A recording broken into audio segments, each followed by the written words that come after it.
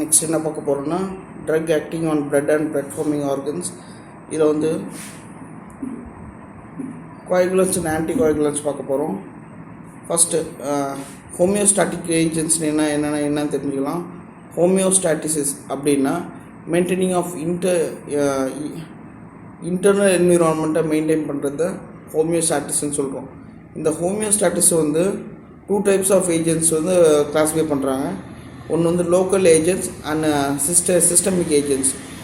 இந்த லோக்கல் ஏஜென்ட்ஸ்னு பார்க்கும்போது astringents, adrenaline, thrombin, fibrin, gelatin இந்த மாதிரியான ஏஜென்ட்ஸ் இருக்குது. அது சிஸ்டமிக்னு பார்க்கும்போது vitamin K, fibrinogen, haemophilic factor, adrenochrome, monosemicarbazone, ethamsylate and then desmopressin இருக்குது. லோக்கல் ஹீமோஸ்டாட்டிக்ஸ் அப்படின்னு என்ன பார்க்கும்போது these drugs are commonly use locally control bleeding. இந்த லோக்கல்னால் இந்த லோக்கலி ப்ளீடிங்கை வந்து கண்ட்ரோல் பண்ணுறது, அதாவது கேபிலரி ஆக்ஷன்னு சொல்லுவாங்க. ஃபார் எக்ஸாம்பிள் இந்த மைன்யூட் பிளட் வெசல்ஸில் வர ப்ளீடிங்கை ஸ்டாப் பண்ணுறதுக்காக இந்த லோக்கல் ஹீமோஸ்டாட்டிக் ஏஜென்ட்ஸை யூஸ் பண்ணுறோம். For example operation, epistaxis etcetera. ஆஸ்ட்ரிஞ்சன்ஸ்னு என்னென்னு சொன்னால் இந்த ப்ரோட்டீன்ஸை வந்து டைஜஸ்ட் பண்ணுற ஒரு ஏஜென்ட்ஸாக இருக்கும் இது. For example the locally bleeding and control the capillary oozing. இந்த ஊசிங்கை வந்து கண்ட்ரோல் பண்ணுது. Example ferric chloride solution and tannic acid. And then adrenaline, it causes vasoconstriction, alpha one arrest bleeding. இது வந்து வாசோ கன்ஸ்ட்ரிக்ஷன் பண்ணுறதுனால அங்கே ப்ளீடிங் வந்து ஸ்டாப் ஆகுது, அட்ரினலின். அண்ட் தென் த்ரோம்பின், இது வந்து லயோஃபிலைஸ்ட் பவுடர். லயோஃபிலைஸ்னால் it's a freeze dried powder derived from the bovine human plasma. இது வந்து ஹியூமன் பிளாஸ்மாலேருந்து டெரைவ் பண்ணுறாங்க. இது வந்து டாப்பிக்கலி applied to the control bleeding from the capillaries. It can cause hypersensitivity reaction. Thrombin should not be ejected. இந்த த்ரோம்பினை வந்து inject பண்ணக்கூடாது. It should be locally applied. Fibrin, இப்போ fibrin என்னென்னு பார்த்தோன்னா it consist of fibrinogen, factor 8, thrombin, calcium and other clotting components. It's used to control bleeding during surgical procedures as a spray on a bleeding surface. இந்த fibrin என்னென்னு பார்த்தீங்கன்னா இந்த ஃபைப்ரினில் thrombin இருக்குது, calcium இருக்குது and factor 8 which is very இந்த factor 8 வந்து கிளாட்டிங்கில் ரொம்ப இம்பார்ட்டண்டான ரோல் ப்ளே பண்ணும். இது மேக்ஸிமம் ஸ்ப்ரேவும் யூஸ் பண்ணுறாங்க. அந்த ப்ளீடிங் சர்ஃபேஸில் ஸ்ப்ரே பண்ணும்போது அங்கே வந்து கிளாட்டிங் நடக்குது. அந்த gelatine, it is an absorbable hemostatic and available as a sponge and as a film. It produces hemostasis by providing a physical meshwork which clotting can occur. இந்த gelatine பார்க்கும்போது ஒரு physical meshwork மாதிரி create ஆகி அங்கே வந்து கிளாட்டின் produce ஆகுது. And then calcium alginate. இந்த calcium alginate வந்து it is operate from the seaweeds. இந்த கடல் பாசிலேருந்து இந்த கால்சியம் அல்ஜினேட்டை எடுக்கிறாங்க. It is absorbable and hemostatic is used to promote the wound healing. இந்த wound healingல வந்து இந்த கால்சியம் அல்ஜினேட் எப்படி யூஸ் ஆகுதுன்னா இது அந்த wound வந்து இந்த கால்சியம் அல்ஜினேட்டை அப்சார்ப் பண்ணி ஒரு மெஷ்வொர்க் மாதிரி ஒரு ப்ராசஸை பண்ணி அந்த wound வந்து ஹீல் ஆகுது. அதன் oxidised cellulose, it is an absorbable haemostatic. It should be applied right and that swells up and helps in the formation of clot. It is used to control bleeding from the capillaries and arterioles where the ligation is not possible. It may cause tissue necrosis and nerve damage and vascular stenosis. And then இப்போ systemic agents என்னென்னு பார்த்தோன்னா vitamin K. Systemic ஏஜென்ட்ஸ்னால் வந்து நம்ம பாடியில் நார்மலாக கிடைக்கிற ஒரு clotting factors தான். ஃபர்ஸ்ட்டு நம்ம என்னென்னு பார்த்தோன்னா விட்டமின் கே. விட்டமின் கே உங்களுக்கு நம்ம எல்லாருக்குமே தெரியும். Vitamin K is a fat soluble vitamin required for the synthesis of clotting factor. இந்த கிளாட்டிங் ஃபேக்டர் எல்லாத்துக்குமே சிந்தசிஸ் பண்ணுறதுக்கு ரொம்பவும் இம்பார்ட்டண்ட்டாக இருக்குது. For example clotting factor 2, 7, 9 and 10. Vitamin K exist in 3 different ஃபார்ம்ஸில் எக்ஸிஸ்ட் ஆகுது. Vitamin K1 phytonadione, that's a fat soluble from the plants and animal sources நம்மளுக்கு கிடைக்கிது. and then vitamin K2 menaquinone it produced by the intestinal bacteria. இந்த K2 அப்படிங்கிறது மெனோக்வினோன், இது வந்து intestinal பாக்டீரியாவில் நம்மளுக்கு கிடைக்குது.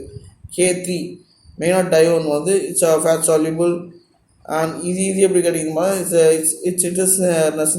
சிந்தட்டிக் ஃபார்ம்னா நாமளே டிரைவ் பண்ணுற ஒரு ஃபார்ம், அது நாமளே வந்து ப்ரிப்பேர் பண்ணுறது.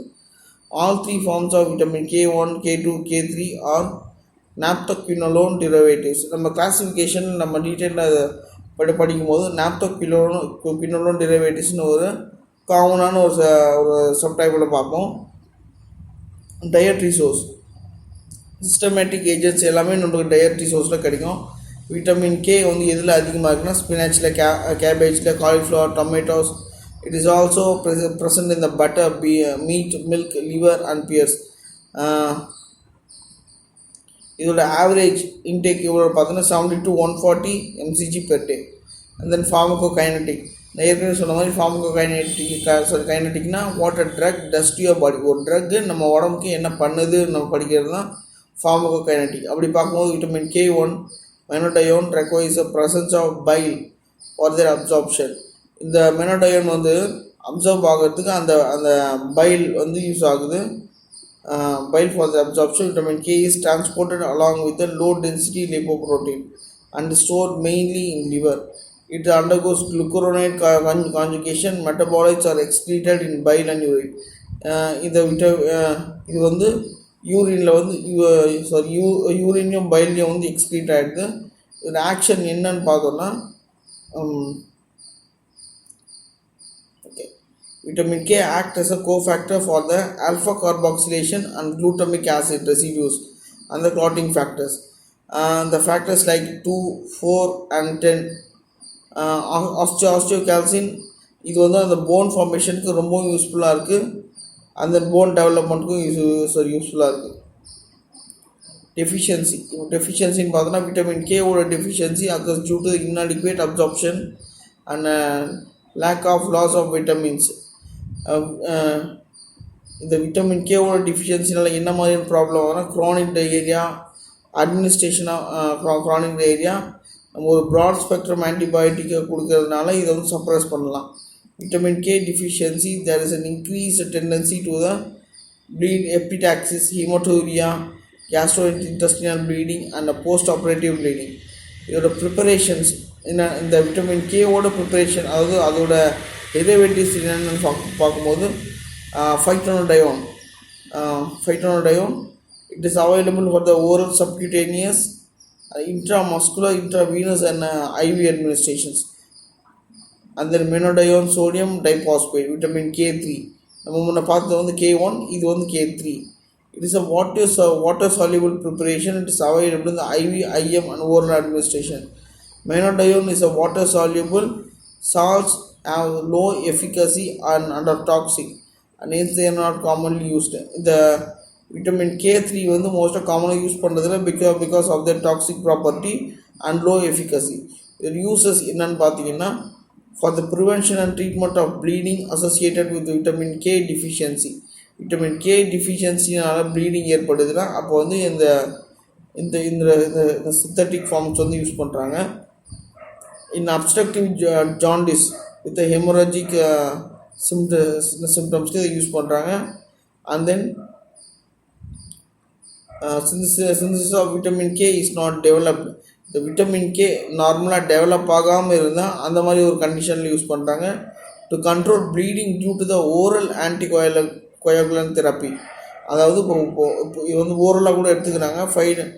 phytonadione இஸ் யூஸ்ட், இது வந்து ஓரலாக யூஸ் பண்ணுறாங்க. Vitamin K1 use salicylate poisoning and haemorrhagic complications. இதோட அட்வர்ஸ் எஃபெக்ட்ஸ் என்னன்னு பார்க்கும்போது, oral K is safe. Intravenous injection may cause ஃப்ளஷிங்னா முகம் வந்து ரெட் ஆகிடும், sweating, cyanosis, collapse, anaphylactic actions. Menadione may occur due to the hyperbilirubinaemia, நம்ம மஞ்சக்காமலாம் சொல்கிறோம் இல்லையா, அதான். And then fibrinogen, next வந்து நம்ம என்ன பார்க்கும்போது வந்து fibrinogen, it is obtained from the human plasmaலேருந்து obtain பண்ணுறாங்க. It is used to control bleeding associated with the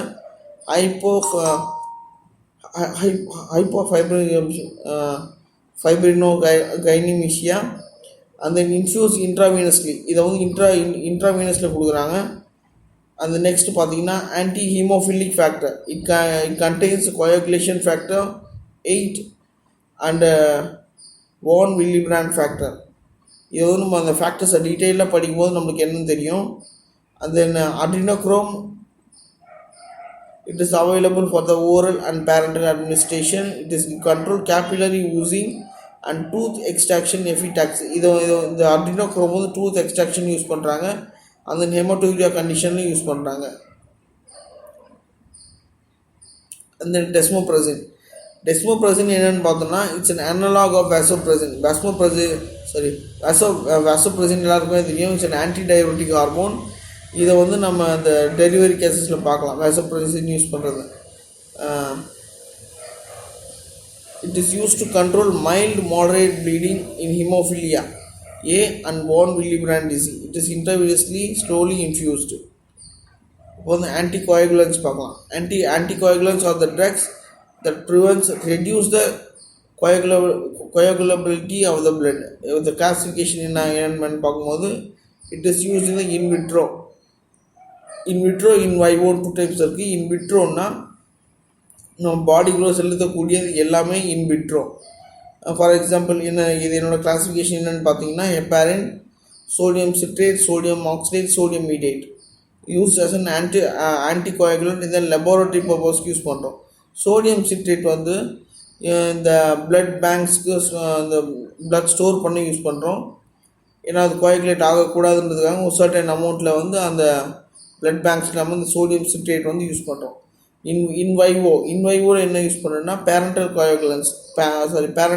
ஆன்டிகோயாகுலன்ஸ். First டாபிக்ல பார்த்தோம்னா இன்டைரக்ட் த்ரோம்பின் இன்ஹிபிட்டார்ஸ், அதோட சப்டிவிஷனில் வருது. Indirect thrombin inhibitors, heparin, low molecular weight heparins and direct thrombin inhibitors. And then oral anticoagulant என்னென்னு பார்த்தோன்னா coumarin derivatives, inidodione derivatives, direct thrombin inhibitors, factor XA inhibitors. இப்போ வந்து இப்போ பார்க்க போகிறோம்னா பேரண்டல் ஆன்டிகோயாகுலன்ஸ் பார்க்க போகிறோம். இது வந்து ஹெப்பாரின், அதாவது அன்ஃப்ராக்ஷன்டு ஹெப்பாரின். இந்த this was discovered by the medical student. Okay,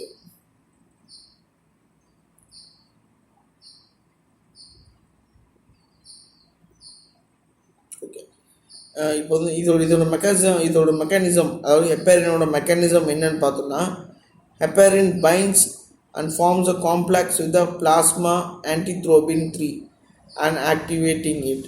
This produces a conformational change in the antithrombin which accelerates its binding to the clotting factor XA1, XA2, XA3 and XA3.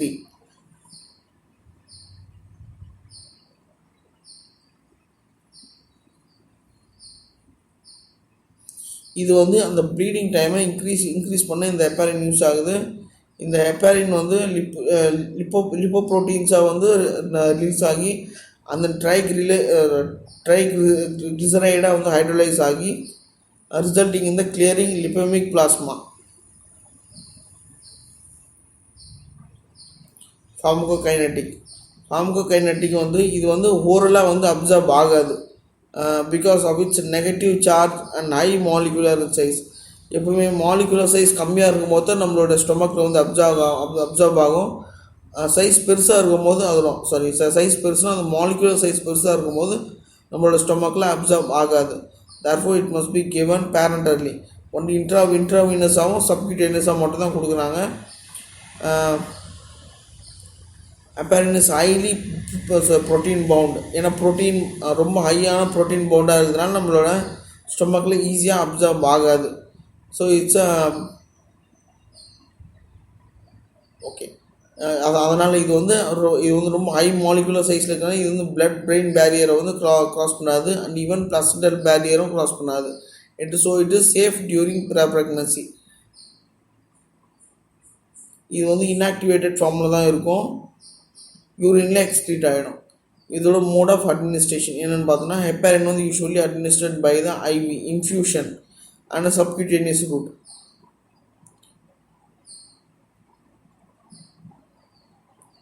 இது வந்து intramuscular use பண்ண மாட்டாங்க. During எப்போ not be used.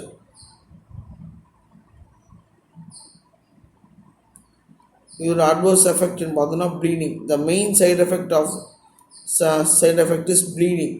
Overdose may cause serious and fatal haemorrhage. ரொம்ப ரொம்ப overdose கொடுத்துட்டாங்கன்னா ரொம்ப bleeding அதிகமாகிடும். The bleeding cause in urinary and gastrointestinal tract infection or anywhere in the body.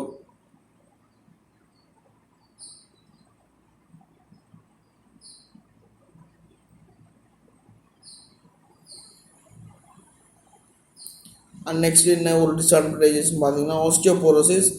The dose dependent osteoporosis with spontaneous fractures may occur during the long time of therapy. இது கண்டினியூஸாக கொடுக்கும்போது நம்மளுக்கு spontaneous fractures, ஏன்னா bones வந்து fragile ஆகிடுது. So spontaneous fractures and osteoporosis வந்து occur ஆகுது in long term therapy. Short term தெரப்பியில், லாங் டேர்ம் தெரப்பியில். இப்போ வந்து லோ மாலிகுலர் ரெப்பேரன்ஸ் பார்க்கலாம். எனோக்சப்ரின், ரிவிபாரின், டினிசபாரின் இதெல்லாம் எக்ஸெட்ரா. ஃபார் எக்ஸாம்பிள் வந்து லோ மாலிகுலர் வெயிட் ஹெப்பாரின்ஸ் LMWHன்னு சொல்லுவாங்க. It is obtained from the standard heparin by the fractionisation இந்த ப்ராசஸ் மூலமாக இதை வந்து ஹை மாலிகுலர் வந்து லோ மாலிகுலர் ஆகுறாங்க. It is produced by the coagulant effect mainly by inhibiting the factors of XA through which the antithrombin, as they are not sufficient length to bind both in thrombin and antithrombin simultaneously. இதோட advantages என்னன்னு பார்த்தோன்னா, they have higher subcutaneous bioavailability. அப்படின்னு என்னென்னு பார்த்தோன்னா, amount of நம்ம வந்து ஒரு ட்ரக்கை ஐவியில் கொடுக்குறோன்னா அது வந்து 100% பயோ அவைலபிலிட்டின்னு சொல்லுவாங்க. த அமௌண்ட்டாக இப்போ எந்த அளவுக்கு ஒரு ட்ரக்கு சிஸ்டமிக் சர்க்குலேஷன் அட்டென்ட் பண்ணுதோ அது வந்து பயோ அவைலபிலிட்டி. இப்போ 100% பயோ அவைலபிலிட்டின்னு சொன்னால் அது ஐவி ரூட்டில் கொடுத்தா வந்து 100% பயோ அவைலபிலிட்டின்னு சொல்லுவாங்க. இப்போ நம்ம ஓரலாக கொடுக்கும் போதெல்லாம் அது மெட்டபாலைஸ் ஆகி பிளட் அட்டைன் பண்ணுறதுக்கு வந்து டைம் ஆகும். ஸோ இது வந்து 100% பயோ அவைலபிலிட்டி இருக்காது. So they have longer T half அப்படின்னு சொல்லும்போது அதோட லைஃப் ஸ்பேனை சொல்லுவாங்க. லைஃப் ஸ்பேன் வந்து ஹாஃப் லைஃப்னு சொல்லுவாங்க. இது வந்து T ஆஃப்னு சொல்கிறோம். இந்த மாதிரி இந்த லோ மாலிகுலர் ஹெப்பாரினுக்கு வந்து T ஆஃப் வந்து அதிகமாக இருக்குது. They do not routinely required PTT monitoring.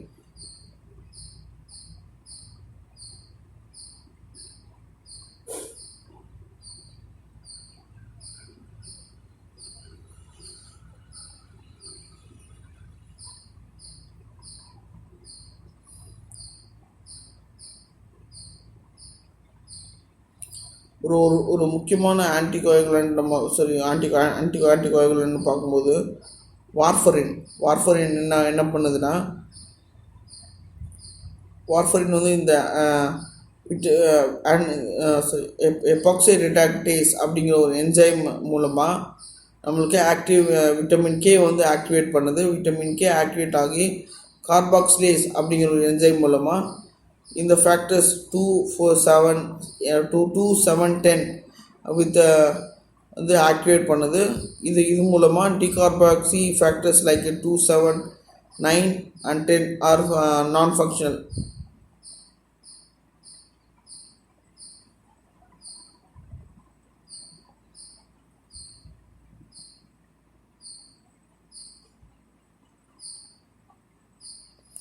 Fibrinolytics. Next நம்ம பார்க்கும்போது thrombolytics or fibrinolytics in response to stimuli tissue plasminogen activator TPA ன்னு சொல்லுவாங்க. இதை is released from the vascular endothelium. It binds to the fibrin bound plasminogen and converts to the plasmin which degrades thin fibrin, and fibrinolytics are the drugs the thrombin rapidly by promoting conversion of plasminogen.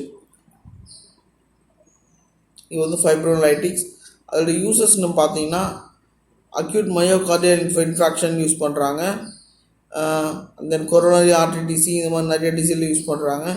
Deep vein த்ரோம்போசிஸில் use பண்ணுறாங்க. And then pulmonary எம்போலிசமில் use பண்ணுறாங்க.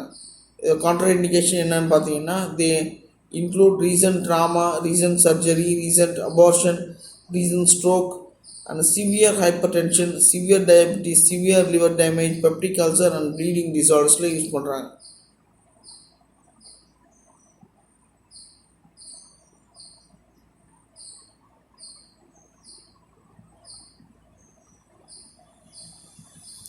இப்போ வந்து ஆன்டிஃபைப்ரினோலைட்டிக்ஸில் பார்க்கலாம்.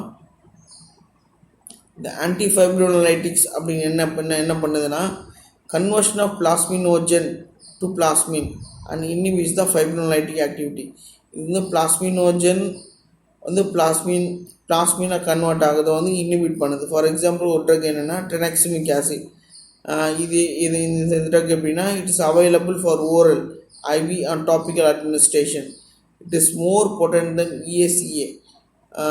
It is used to control bleeding due to the excessive fibrinolytic activity and following tonsillectomy, prostatectomy, tooth extraction, menorrhagia, etc.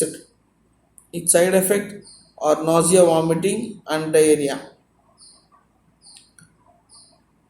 Antiplatelet drug. Next பார்க்கும்போது antiplatelet drug. இதோட classification என்னென்னு பார்த்தீங்கன்னா, thromboxane, phosphodiesterase inhibitor, purinergic drugs and glycoprotein GP. First என்ன பார்க்க போகிறோன்னா, ஆன்டிபிளேட்லெட். இப்போ platelet என்ன ஆகும்னா, இந்த பிளட்டில் கிளம்ப் ஆகும்போது அதோட பிளட் ஃப்ளோ வந்து அஃபெக்ட் ஆகும். இப்போ இந்த ஆன்டிபிளேட்லெட்டுக்கு அகெயின்ஸ்டாக ட்ரக்ஸ் யூஸ் பண்ணுறது வந்து ஆஸ்பிரின். இந்த ஆஸ்பிரின், இந்த low dose aspirin 50 to 325 mg per day, அதாவது irreversibly acetylates the platelet COX-1, reduces the production of TXA2, and since the platelets cannot be synthesized new enzymes, இந்த COX-1 COX-2 inhibit பண்ணுறதுனால அது வந்து ஃபர்தராக அதனால் வந்து சிந்தசைஸ் பண்ண முடியாது. So aspirin uses and antiplatelet agent. And the clumping of platelets can be reduced by using aspirin. இந்த ஆஸ்பிரின் வந்து இந்த பிளேட்லெட்ஸ் வந்து கிளம்பாகி நின்றுடும். ஸோ பிளட் ஃப்ளோ வந்து அஃபெக்ட் ஆகும். இந்த கிளம்பாகி நிற்கிற இந்த பிளேட்லெட்ஸை வந்து ஆஸ்பிரின் வந்து ரெடியூஸ் பண்ணுது.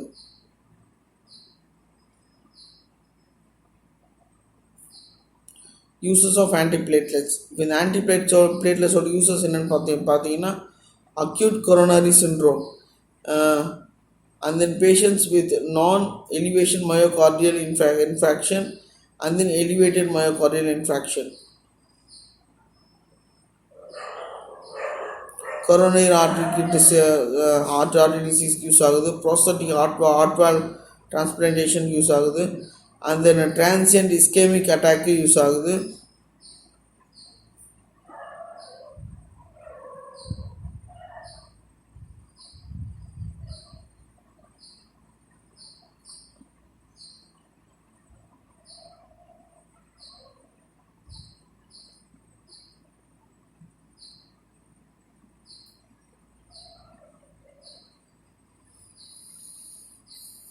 Okay, thank you.